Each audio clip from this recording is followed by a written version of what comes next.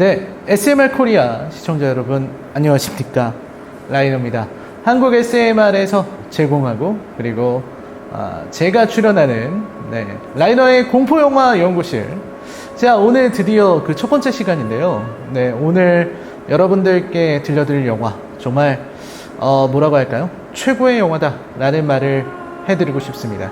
아주 많은 수의 공포영화들, 이것과 같은 장르의 공포영화들에게 가장 많은 어떤 영감을 주고 대부분의 그 장르의 공포영화들은 사실은 이 영화의 변형이다 라고 말할 수 있을 정도예요.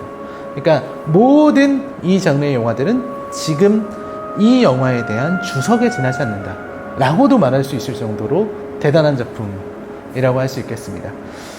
사실 제가 많은 분들이 이제 저한테 물어봤을 때 가장 좋아하는 공포 영화가 뭐예요? 라고 물어보면 제가 항상 저는 이거예요 라고 말하는 작품이기도 하고요. 네, 제가 태어나기도 전에 나왔던 작품인데 정말 어렸을 때 봤을 때 이런 게 공포 영화구나, 와 정말 무섭다 라고 생각했던 작품이기도 합니다.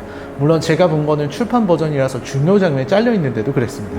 네, 오늘 제가 여러분들께 소개해드릴 작품은 바로 엑소시스트입니다.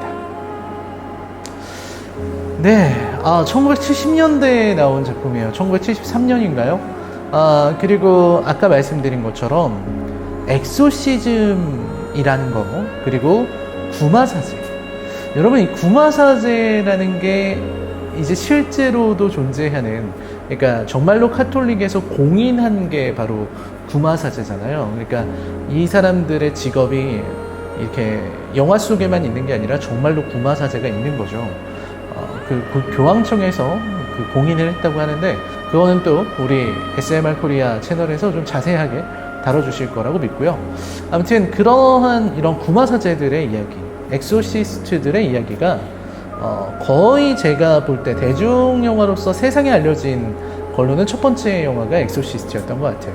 그 전에 이런 영화가 없었던 건 아니겠지만 가장 대중적으로 성공했고, 또 이제 이 완성도가 너무나도 높았기 때문에 이후에 나오는 작품들이 이 구도에서 벗어나기가 어려웠습니다.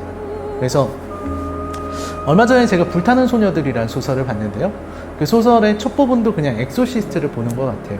한 소녀가 2층 집에 자기 방 안에 이렇게 갇혀있고, 그 다음에 그 소녀에게 악령이 들어있고, 그 다음에 그거를 물리치기 위해서 카톨릭 신부가 온다는, 어디서 많이 들어본 얘기 같죠? 네, 검은 사제들도 비슷한 얘기잖아요. 이런 것처럼 이 구도에서 벗어나기가 되게 어려워요. 그리고 항상 또 이 영화에서 나오는 가장 중요한 부분들은 역시 믿음에 대한 이야기를 하고 있다 라는 게 제일 중요한 부분인데요. 자, 오늘의 공포 영화 연구실 첫 번째 시간이기 때문에 아주 디테일하게 들어가진 않겠습니다. 아주 영화 엑소시스트에 대한 어떤 개괄적인 정보, 그리고 제가 생각하는 이 영화의 어떤 의미, 그리고 우리가 함께 살펴봐야 할 재밌는 요소들, 이 세 가지로 나눠서 지금부터 여러분께 엑소시스트의 이야기를 들려드리도록 하겠습니다.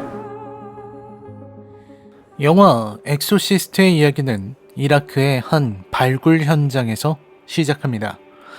노신부 메리는 여기에서 한 조각상을 발견합니다. 그리고 확인하러 가보니 정말로 거대한 조각상이 있었죠. 메리는 이것이 악마의 것임을 압니다. 그리고 묘한 일들이 벌어져요. 갑자기 마차가 메린 신부의 앞을 확 지나가고 거기에 기묘하게 웃는 수녀가 타고 있는 시기에 이릅니다. 엑소시스트의 사건은 인기 여배우 크리스의 딸 레건에게 악령이 깃들면서 시작합니다. 왜, 어째서인지 영화는 설명하지 않습니다. 매일 침대가 흔들리고 레건이 조금씩 변합니다. 여기에서 레건의 변화 양상은 폭언과 저주 등으로 나타납니다.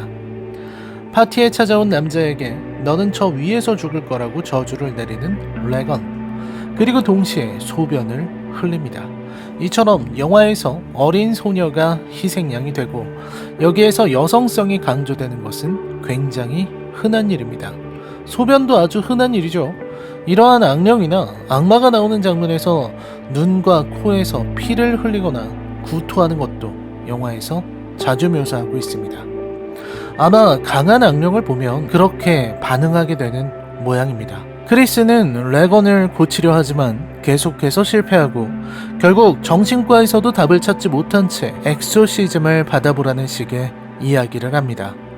레건의 상태는 점점 심각해지는데 처음에는 침대가 흔들리고 레건이 무서워하는 것이 전부였다면 집으로 부른 정신과 의사가 최면을 시도하면서 문제가 심각해집니다. 최면을 통해 레건 안에 있는 악마를 부른 겁니다. 결국 버크가 사망하는 등 이상한 일들이 벌어집니다. 그리고 레건의 상태는 결정적으로 안 좋아지는데 바로 이 장면, 너무나 무서워서 기절하는 사람이 속출하고 지속적인 정신적 후유증을 호소해서 결국 삭제된 채 해외로 나오게 되었다는 장면입니다. 이렇듯 악령에 걸린 아이가 비정상적인 움직임을 보이거나 기이한 행위를 하는 것은 아주 유명하죠. 특히 엑소시스트의 이 장면은 지금 봐도 오싹할 정도로 무서운 장면입니다. 갑작스레 튀어나오는 타이밍, 계단을 내려올 때의 구도와 소리, 이 기괴함이 주는 끔찍함, 토하는 피까지 완벽합니다. 이처럼 거꾸로 내려온다는 것은 다시 말해서 인간의 법칙이 거꾸로 뒤집히고 있음을 의미합니다.